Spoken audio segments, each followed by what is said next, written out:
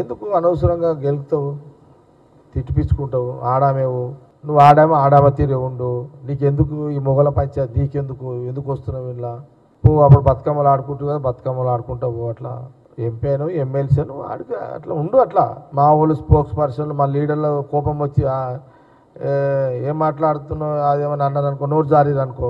కాంగ్రెస్ పార్టీలో చాలా మంది నాయకులు ఉన్నారు, వాళ్ళకి భయం అవుతుంది. భయమై నిన్న ఒక పెద్ద నాయకుడు, ఇదివరకు వర్కింగ్ ప్రెసిడెంట్ ఉండే పెద్ద నాయకుడు, ఆయన ఏమంటాడంటే మీ ఆడవాళ్ళకి ఎందుకు పాలిటిక్స్, మంచిగా బతుకమ్మలు ఆడుకోవచ్చు కదా అని అంటున్నాడు. నేనేమంటున్నా, మీ కాంగ్రెస్ పార్టీ బతికి బట్టగట్టిందే ఆడవాళ్ళ వల్ల. కాంగ్రెస్ పార్టీ నెహ్రూ గారు చనిపోయినాక ఇందిరాగాంధీ లేకపోతే కాంగ్రెస్ పార్టీ అనేది లేదు, ఆమె వల్ల బతికింది. ఆ తర్వాత రాజీవ్ గాంధీ గారు చనిపోతే క్రైసిస్లో ఉంటే సోనియా గాంధీ గారు కాపాడింది కాబట్టి కాంగ్రెస్ పార్టీ బతుకుంది. ఇప్పుడు మరి మహిళలు అవసరం లేదంటే ప్రియాంక గాంధీ గారిని ఎందుకు తెచ్చుకున్నారు మీరు, ఆమెను ఎందుకు ఎంపీ చేసిండ్రు? మన స్టేట్ ఇన్ఛార్జ్ ఎవరు? మహిళ మీనాక్షి నటరాజన్.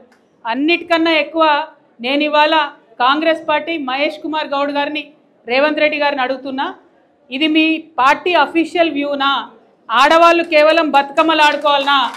ఆడవాళ్ళు పాలిటిక్స్ మాట్లాడొద్దా? ఆడవాళ్ళు వచ్చి పని చేద్దా? దీన్ని మీరు ఖచ్చితంగా ఆన్సర్ చేయాలి.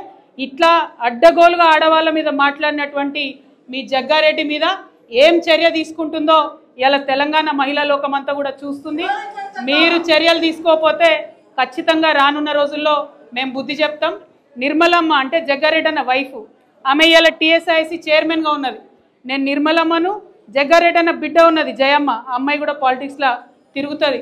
నేను వాళ్ళిద్దరిని రిక్వెస్ట్ చేస్తున్నా, అమ్మ మీ నాన్న మహిళలకు క్షమాపణ చెప్పే వరకు జర ఇంటికి వస్తే ఫుడ్ పెట్టకండి అమ్మ, ఎందుకంటే మహిళలు లేకుండా ఏమీ కూడా నడవదు.